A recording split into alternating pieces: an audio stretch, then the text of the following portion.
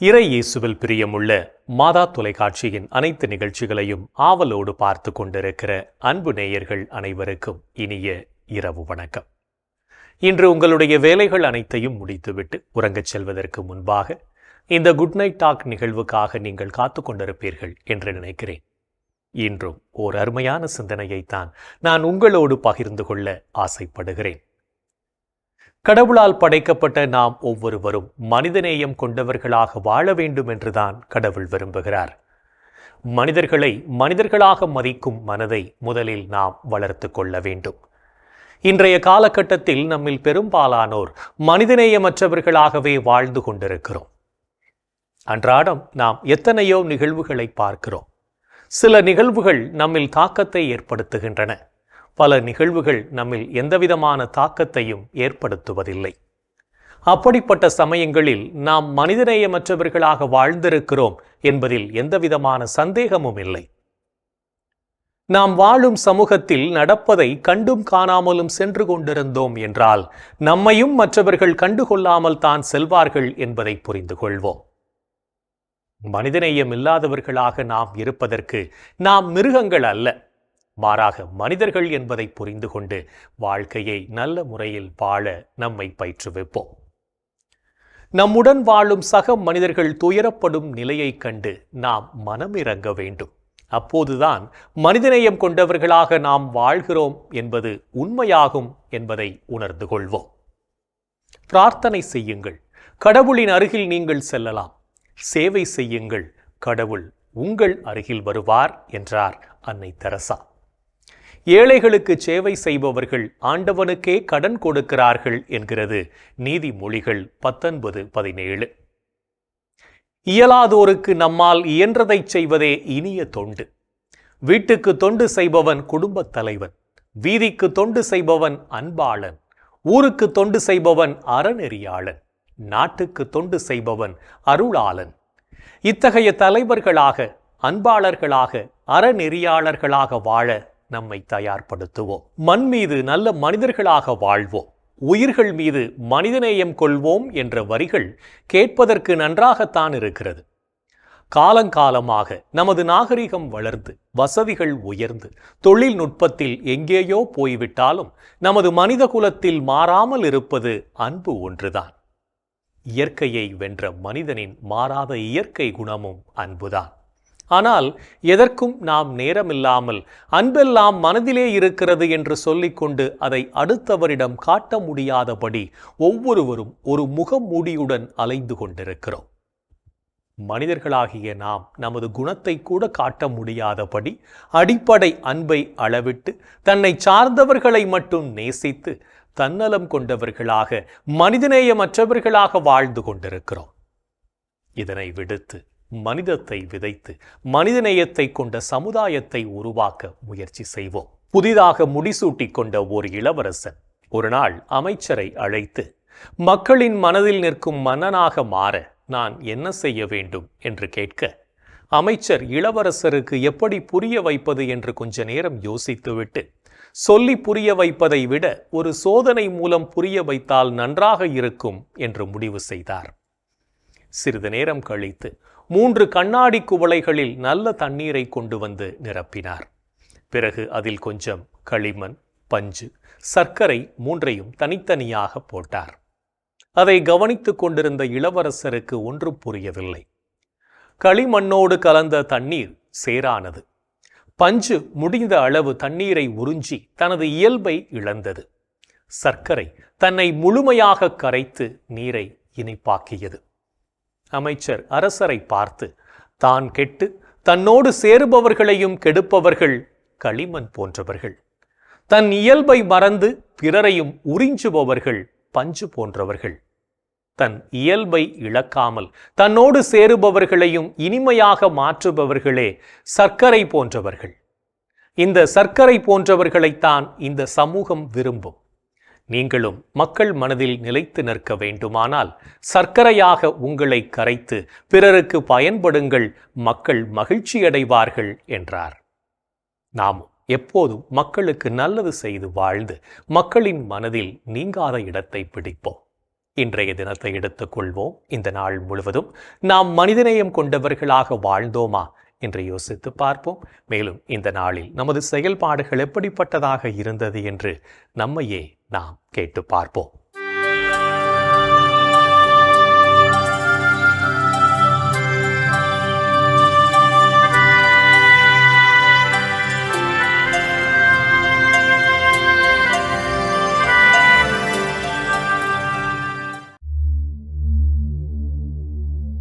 இன்று நீங்கள் மற்றவருக்கு நன்மை செய்தீர்களா?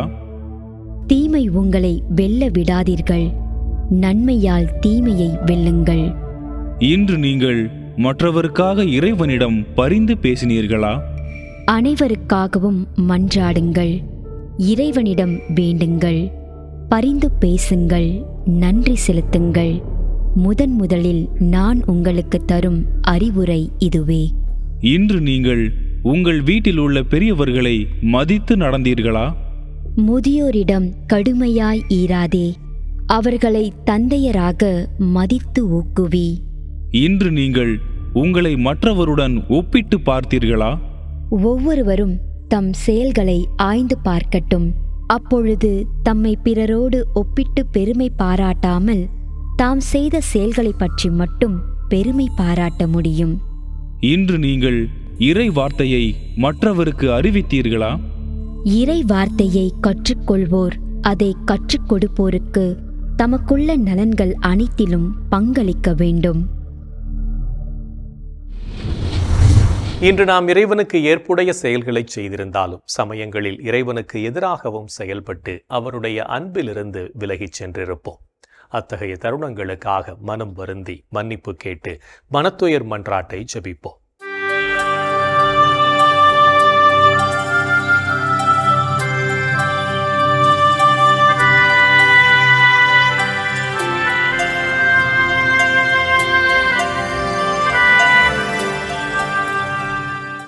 எல்லாம் வல்ல இறைவனிடமும் சகோதர சகோதரிகளே உங்களிடமும் நான் பாவி என ஏற்றுக்கொள்கிறேன்.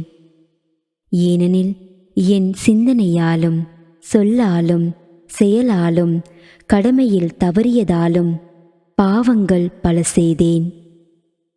என் பாவமே, என் பாவமே, என் பெரும் பாவமே.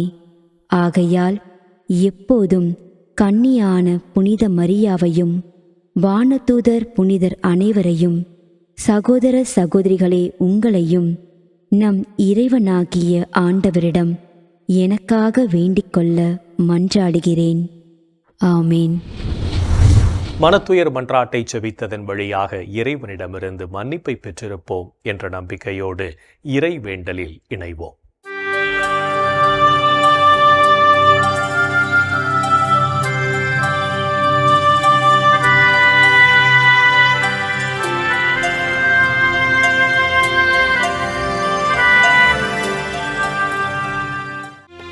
இறைவா இறைவா எமக்கு துணை புரிய வாரும். ஆண்டவரே எமக்கு துணை புரிய விரைந்து வாரும்.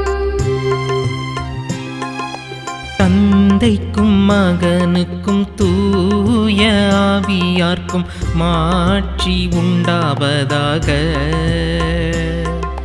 தொடக்கத்தில் இருந்தது போல் இப்பொழுதும் எப்பொழுதும் என்றென்றும் இருப்பதாக.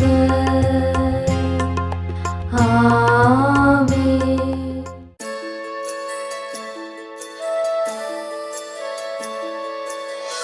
போயது பொழுது புகுந்தது இரவு, தூயனை உனது பொன்னடி தொழுதோ.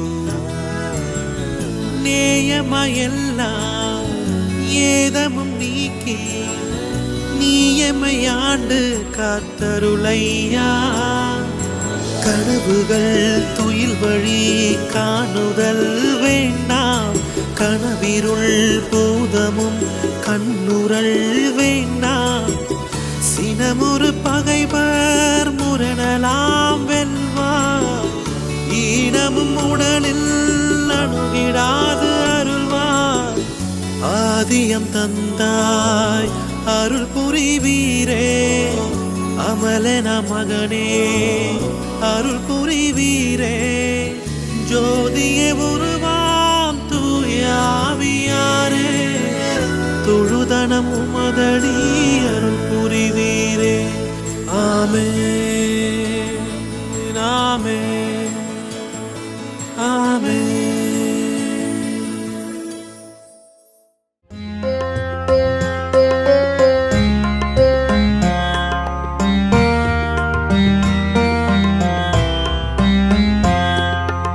என்னிடம் இருந்து உமது முகத்தை மறைத்துக் கொள்ளாதேயும், ஏனெனில் நான் உம்மீது நம்பிக்கை வைத்துள்ளேன். என்னிடமிருந்து உமது முகத்தை மறைத்துக் கொள்ளாதேயும்,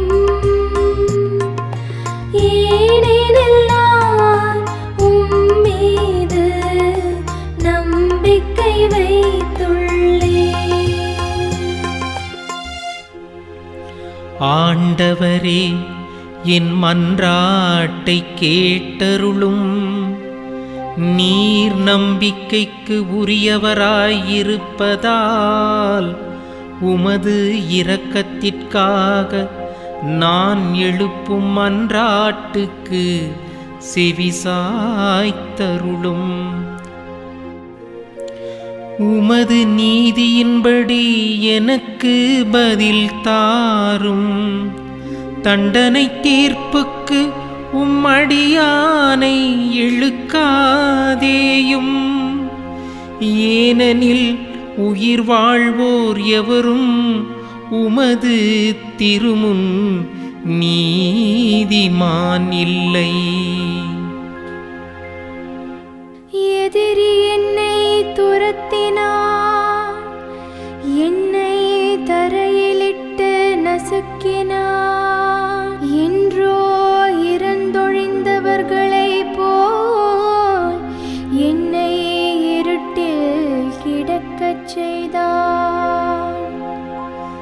எனவே என்னுள்ளே என் மனம் முடங்கிப் போயிற்று, என் உள்ளம் எனக்குள் சோர்ந்து போயிற்று. பண்டைய நாள்களை நான் நினைத்துக் கொள்கின்றேன். உம் செயல்கள் அனைத்தையும் குறித்து சிந்தனை செய்கின்றேன். உம் கைவினைகளைப் பற்றி ஆழ்ந்து சிந்திக்கின்றேன். உம்மை நோக்கி என் கைகளை உயர்த்துகின்றேன். வறண்ட நிலம் நீருக்காக தவிப்பது போல் என் உயிர் உமக்காக தவிக்கின்றது.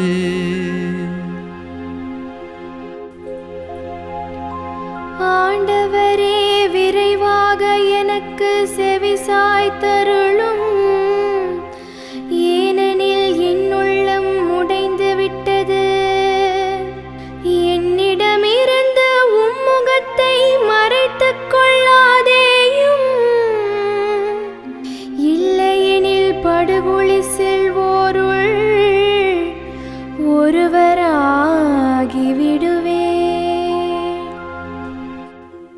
உமது பேரன்பை வைகரையில் நான் கண்டடையச் செய்யும், ஏனெனில் உம்மீது நம்பிக்கை வைத்துள்ளேன்.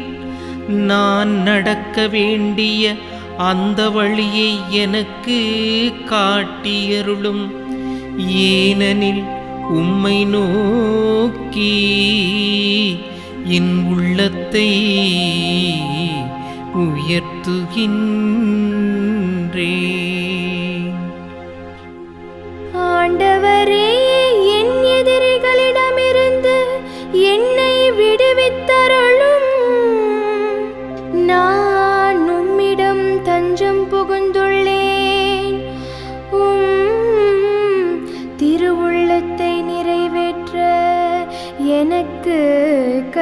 மன்னித்தருளும்.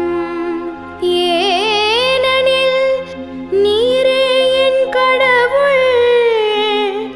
உமது நலமிகு ஆவி என்னை செம்மையான வழியில் நடத்துவதாக. ஆண்டவரே, உமது பெயரின் பொருட்டு என் உயிரை காத்தருளும். உமது நீதியின் பொருட்டு என்னை நெருக்கடியினின்று விடுவித்தருளும். தந்தைக்கும் மகனுக்கும் தூய ஆவியார்க்கும் மாட்சி உண்டாவதாக. தொடக்கத்தில் இருந்தது போல் இப்பொழுதும் எப்பொழுதும் என்றென்றும் இருப்பதாக. ஆமென்.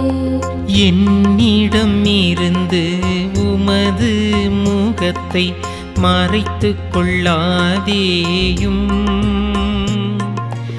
ஏனெனில் நான் உம்மீது நம்பிக்கை வைத்துள்ளேன். என்னிடமிருந்து உமது முகத்தை மறைத்துக் கொள்ளாதேயும். ஏனெனில் நான் உம்மீது நம்பிக்கை வைத்துள்ளேன். இறைவனின் உடனிருப்பு இந்த இரவு பொழுதிலும் நம்மை பாதுகாத்து வழிநடத்தும் என்ற நம்பிக்கையை இறை வேண்டலின் வழியாக பெற்றுக்கொண்ட நாம் இப்போது நாளைய நற்செய்தி வாசகத்திற்கு செவிமடுப்போம்.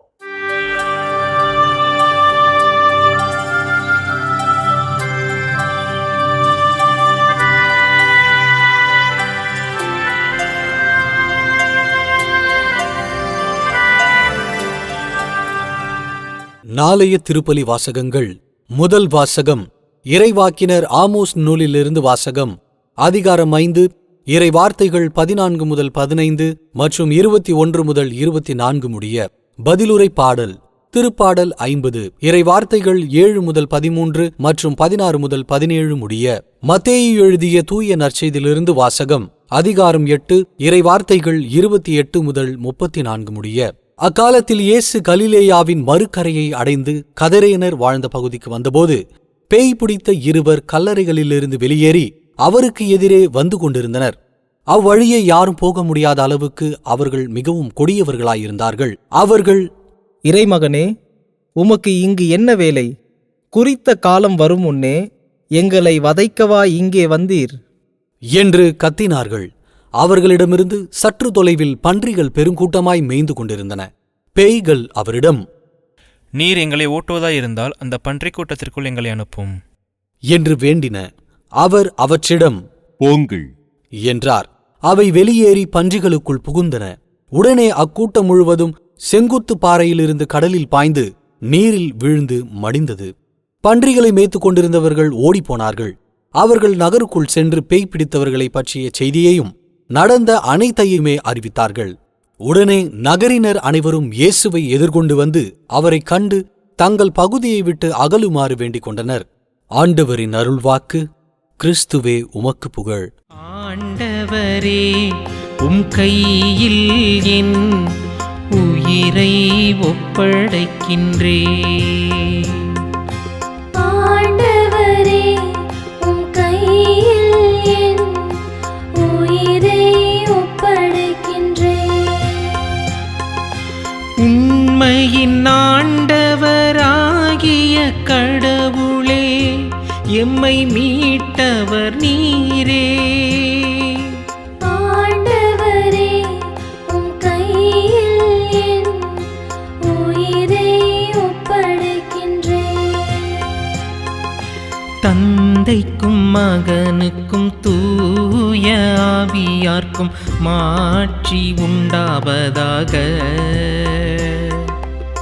ஆண்டவரே, உம் கையில் என் உயிரை ஒப்படைக்கின்றேன். நாம் ஆண்டவரோடு நாளும் பயணிக்கவும் அவர் நம்மில் நிகழ்த்தும் அற்புதங்களை உணர்ந்து வாழவும் அழைப்பு விடுக்கும் இயேசுவின் குரலுக்கு செவிமடுத்து வாழ்வோம் என்ற சிந்தனையோடு சிமியோன் பாடலில் இணைவோம்.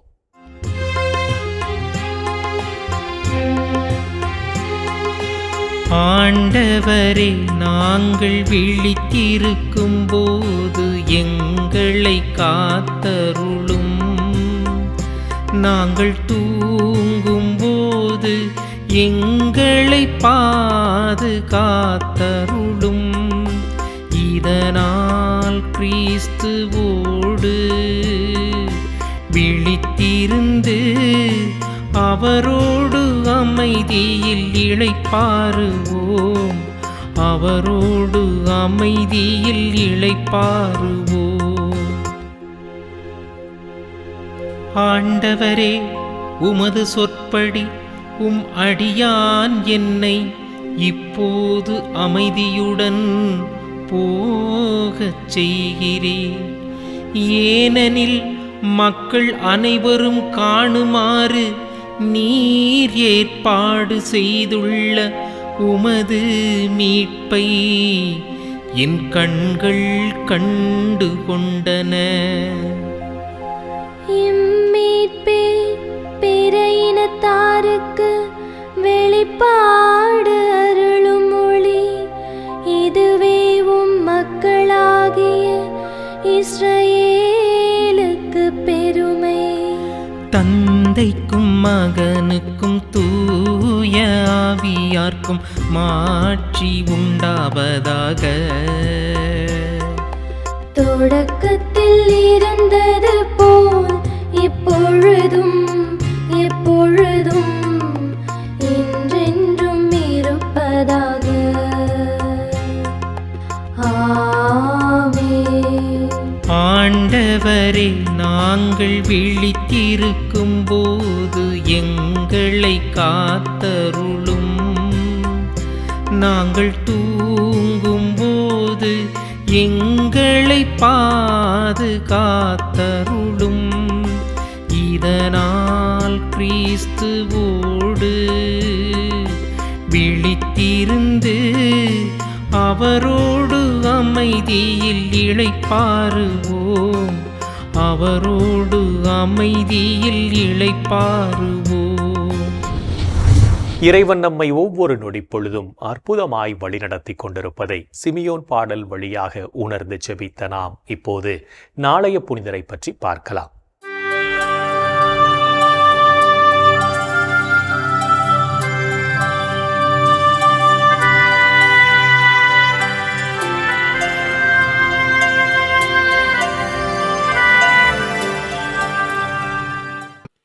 ஜூலை 1 புனித ஆலிவர் ஃப்ளங்கட். புனித ஆலிவர் ஃப்ளங்கட் அயர்லாந்தில் 1625 ஆண்டு நவம்பர் 1 நாள் பிறந்தார். இளம் வயதிலேயே இறைவனை தேடுபவராக இருந்த புனித ஆலிவர் 1647 ஆண்டில் இத்தாலியில் உள்ள ஐரிஸ் கல்லூரியில் இயேசு சபையாரிடம் குருத்துவ கல்வியினை பயின்று 1654 ஆண்டு குருவானார்.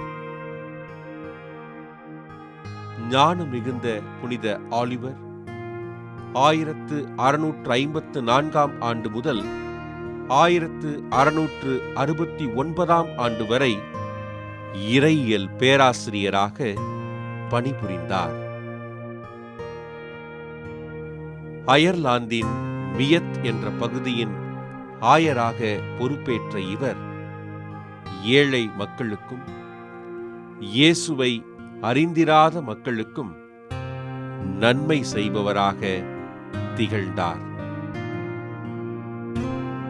1673 ஆண்டு அயர்லாந்தில் குருக்கள் பலர் கொடுமைப்படுத்தப்பட்டு நாடு கடத்தப்பட்ட போதும் பள்ளிகள் பல மூடப்பட்ட போதும் புனித ஆலிவர் மறைந்திருந்து இறை பணியாற்றி குருக்களை வழிநடத்தினார். 1679 ஆண்டில் கைது செய்யப்பட்ட இவரை கத்தோலிக்க விசுவாசத்தை அயர்லாந்தில் பரப்புகிறார் என்று குற்றம் சுமத்தி 1681 ஆண்டு தூக்கிலிட்டு கொடூரமாய் கொன்றார்கள்.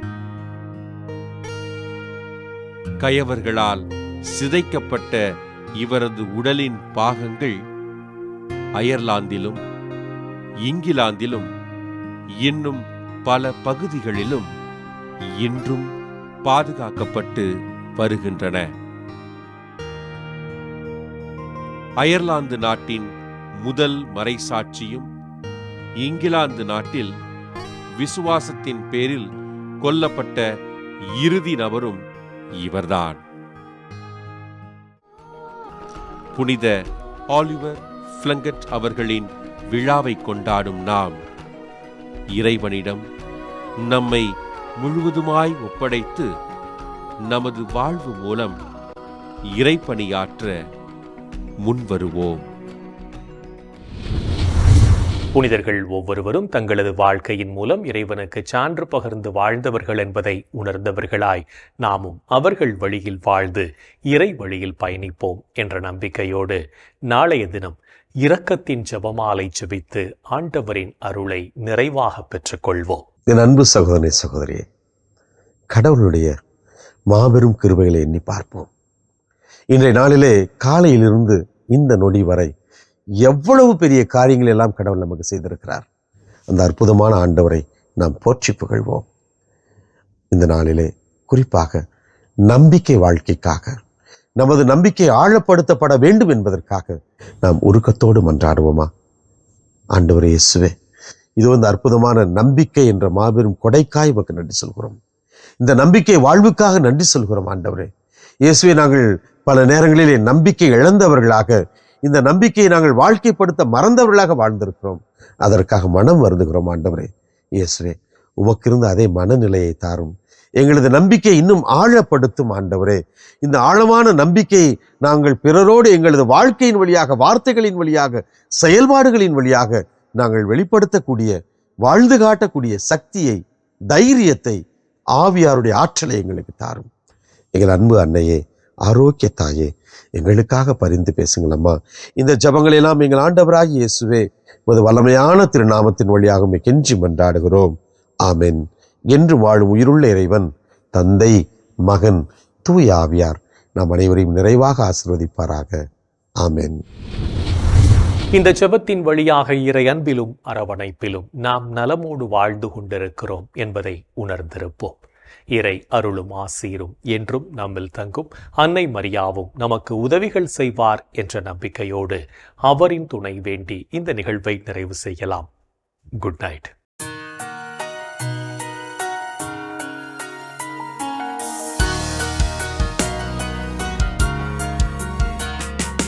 வானகம் ஆளும் அரசி